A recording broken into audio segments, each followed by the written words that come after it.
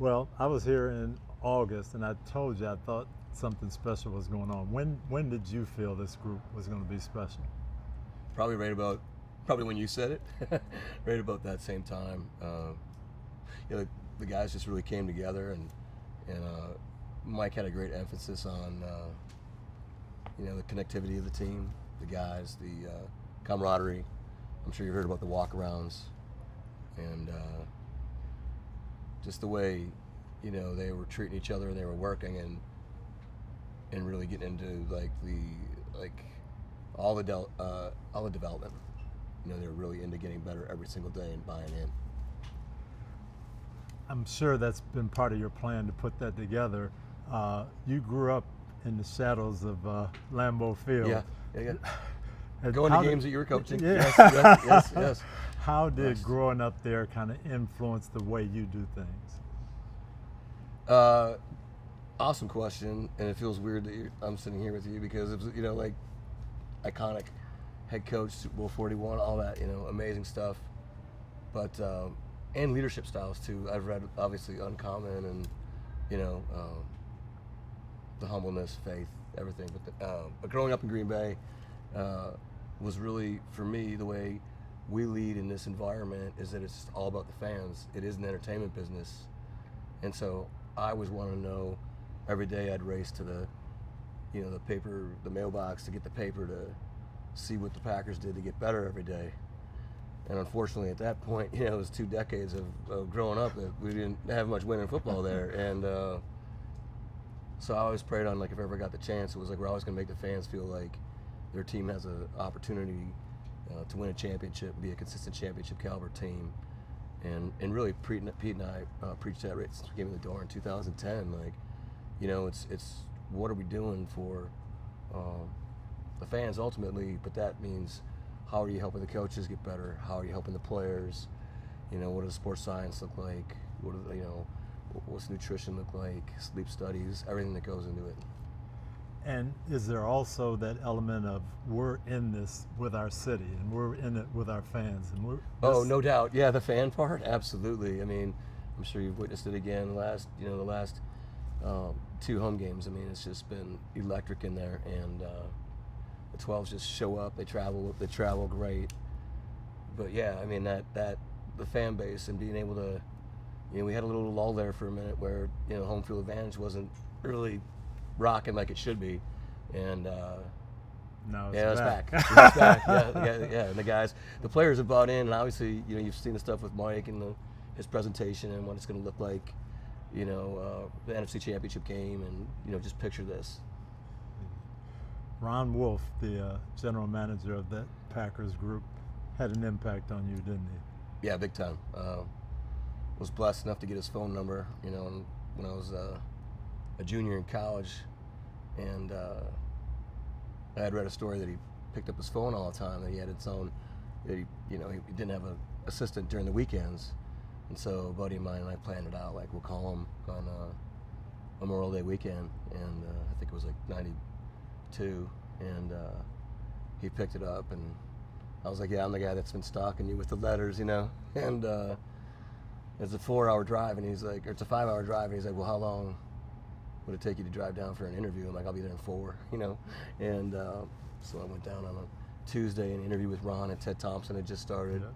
And God rest his soul, he was a big impact on my life and career as well. But yeah, I mean, just the lessons with Ron and that whole staff was. I didn't know any different. What was the biggest thing you took? The biggest thing with Ron was that there's every day we're battling to get better at every single position, and it's not like we're going to do whatever we can to help the players, but it's not personal with the players. It's our responsibility to try to improve every position in any manner you can, whether it's practice squads, waiver claims, trades, whatever you could possibly do. And then you developed another relationship with that family with a guy named Elliot Wolf, right? Yes. Tell me about that one. So pretty crazy. Elliot was, it's pretty. Who is now the GM of your opponents? Yeah, it's pretty awesome. I used to, take him downstairs in the gym and he's a much better basketball player than I am now. But I used to teach him how to do layups and teach him how to dribble and all that kind of stuff. And and just kind of get away from watching film for a minute. And I don't want to say babysitting, but it was fairly close. Yep. You know? And now you guys will be battling it out. Yep. On Sunday. And special relationship though. too? So proud of him, and like there's been a cool mentorship too, and it's pretty neat because my son, is done an internship with the Panthers the last 2 summers, and so he's been talking to Elliot about what it's like to get your dad and being in the league and all that kind of stuff too. So it's been pretty neat. I'm really, really, really happy and proud for Elliot. Well, you come here to Seattle trying to put this together with Pete Carroll. You build this fantastic defense, but you start drafting players that, end up having great careers. What was the secret thing you were looking for? What makes a Seahawk? Wow, that's a great question. There was a lot that went into it. Pete and I developed like a competitor scale. We talked a lot about grit, what we wanted to look like at the stadium. Just this, like, hey, at the time, Baltimore, San Francisco, and Pittsburgh were probably the most physical teams in the league at that time. And we knew we had to get past San Francisco to go where we wanted to go. So it's like, how do we build this team to go play at our stadium where it's loud, guys can jump off the ball, but yet we could go to a parking lot and play the Steelers or the Ravens, and we're gonna have that same atmosphere. So it's like ball players, smart, tough, reliable. But we did always joke when people were like, well, Pete and John, they love those big corners. It's like, oh, really? Like, thanks for the flash, Gordon, right? Like, like, oh, really? You don't like a 6'3" corner that runs 4'3"? You know what I mean? Who wouldn't, so right? Who doesn't? Yeah. So that's like the Seattle thing. But no, it was really like the competitors. And then those guys had this really cool chip on their shoulder, like very edgy, prove people wrong, from Russ to Marshawn to all those guys, Michael Bennett, the whole group. So you have that group, you win a Super Bowl, you go to another one, and then you realize we've got to tear it down and build it up again. What was that like, and what were you looking for in this second stage? Well, really, truly trying to get back to what we were, what we had been, and are we stuck a bit, and what does it look like turning a corner? And so Jody Allen really was like, hey, let's try to keep our culture. How do we move forward with being cutting edge with the coaching market? Like, what are the younger minds? What are these guys? What are these guys thinking? So the interview process was outstanding because when Pete and I came together, I had like 30 pages of head coaching stuff, like information. And they hired him like 4 days before me or something, so I'd like rip it out of a book. I don't need that now. Right? Yeah, so, but then we came together and had this great partnership, and learned a lot from that because Pete was like, hey, let's make this the best head coaching general manager partnership, marriage he called it. And so we've done the same thing now, taking a lot of those same lessons with Mike, and what's our football marriage going to look like. But the same philosophy, and like every day, you're thinking about how can we get better in every aspect of our operation, whether that's in the video department or the defensive backfield or the running back room or sports science and the whole thing. You've got to have this marriage, this partnership. How did you know Mike was the right guy? Prayed a ton on it, right? Amen. I prayed for clarity that it was going to happen, that it was going to be a relationship that I knew would work with having the confidence, but yet the humility to not really care, it's about everybody else, and understanding that we had a great foundation of people in this building, from our PR department to the equipment room to the sports science to like these people have been here for a long time. Heck, our president Chuck was an intern started as an intern in the ticketing department, so they've it's a great foundation of people. And then the interview process, it was very clear that we weren't able to speak to him at first, so he wasn't part of our first wave of interviews. So I really had to rely on guys from other teams. Rich McKay helped out a lot. Dan Morgan, Chad Brinker, guys that had been interviewing, had a chance to interview him already. But then sitting down, the clarity of it was that they were right. Like, he's a very clear, concise communicator. You could tell the intelligence. It was a 2-hour conversation that felt like 20 minutes. And what was his vision for a team that kind of sold you? Just the excitement of having that smart, tough, reliable, fast, very, very similar. Like we're going to be, he calls it chasing edges, Yep. We're going to be on the cutting edge of everything that's happening. And if we're not, we're stale. So you get your coach, you know you've got the right guy, and now you got to get him some personnel. You've drafted really well, got some free agents in here that have been fantastic. What is the formula for that? I feel like it's been just buy-in from everybody, from the coaching staff to the players that have been here, the buy-in from everybody that, okay, this is a special place. We're gonna make this a special time in Seahawk history. And the development part, the teaching was really clear. See, I love that. Yeah. And it just seemed when I'm at practice, I could see the teaching. Yeah, you said that. I was so excited, because I had felt it, but it's hard, not being an X's and O's guy to know that, okay, I think they're getting better, but yeah.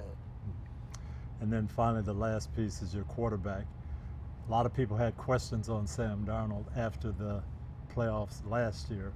What sold you and what told you this is our guy? Well, like any other position, we felt like we had to be ready to pivot, and obviously quarterback being the most important, in my opinion, the head coach and the quarterback are the most important people in the building, and so it was like, okay, if at the combine, like who are the guys? And you have all these conversations about trades and negotiations and all that kind of stuff, like what the landscape could look like once you get to the weekend prior to free agency, the exclusive portion of free agency. And it was about, okay, if when we got back from the combine, I said, can we sit down and watch these guys? So Clint, the whole offensive staff, Mike, Les, would we feel comfortable moving forward? And the answer was yes. And I had a great conversation with Kevin O'Connell. He's a very great man, great coach, and he was just very forthright about Sam and what we were getting and what his leadership style looked like.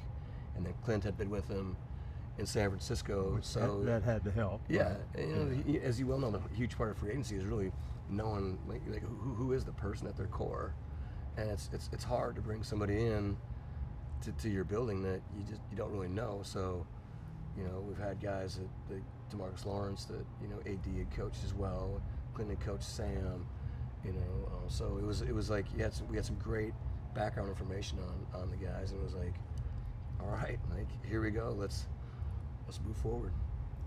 And it seems to me like getting good people is important to you as well. Absolutely. That was my time with Marty. It's like, okay, Coach Schottenheimer was like, okay, it's about the person and the competitor, and very similar. And then just going back throughout my time with different clubs, it's like, okay, where did we veer? How did we get things wrong? And then how can we learn from those lessons? And whether that's certain character issues like off the field, or whether it's learning or just competing. And so being able to have those experiences and then learn from them, and okay, how do we get the best people together, and then we can, we'll help them. And the staff felt like that, like we can help this player in this manner, we can help that player in that manner. And so that really stood out. I have to ask you about one more guy, because so many people told me how much Cooper Kupp has done for this offensive group. Yeah. What did you see in him, and why did you want to bring him in? Well, and I'm being kind of sarcastic, but we should have drafted him. It was in our backyard, and when we missed him by a round. But no, everything that we had learned about him, and then how you could see his effect on Puka, with the Rams as well. Again, we've had several coaches that have been around him, and the professional, the way he carries himself, the way he teaches. He's truly a coach on the field, whether that's pre-practice, impact practice, post-practice, and obviously you can see it in games. And with Jax, I think Jax is just like bought into like, wow, Soaking this is it up. amazing. This Yep. is pretty cool having another coach with me. Yeah. Well, you've done a tremendous job, put 2 Super Bowl teams together here, but you've also been a big advocate for autism awareness in Seattle. Thank you. Yeah. How important is that to you, and why? Huge. It's a huge part of my wife Tracy and I's life. Our oldest son Ben is 24 now, and he was diagnosed when we were at the Packers, and we knew what the expenses would be. So then moving to Seattle, it was like, okay, how do we give back to that community that is a community that, you know, in my opinion is well, our opinion is overlooked. Yep. And it's, you know, the expenses can be anywhere from 60 to 120 grand a year depending on severity. And so we just dove in. I say we, my wife's, you know, like 95%, right? And we just went for it, and the Seattle Seahawks have been great working with us as well. We've raised, I think, about $6 million for families that can't afford autism treatments, and she'll keep rocking it. And how excited is Ben going to be at the Super Bowl? He does not go. You know, he will be at home with his Legos, watching it on TV, and no stress. You know, But not all fired the up, people. I'm Yeah, sure. yep. Yeah. The last one we went to was, you know, we played New England, and that was not a fun ending, and so he didn't like that very much. You know, so we're like, let's just kind of keep him away. You know, he can be here in his own place and watch it on TV. Well, let's go get one for Ben. Let's do it. Yeah. Yep. John, thank you so Yeah, much. appreciate It's you. been awesome. Coach, this is amazing. Thank you. Hi, I'm Mike Tirico, and thanks for watching. Make sure to hit subscribe for the latest news and highlights from NBC Sports.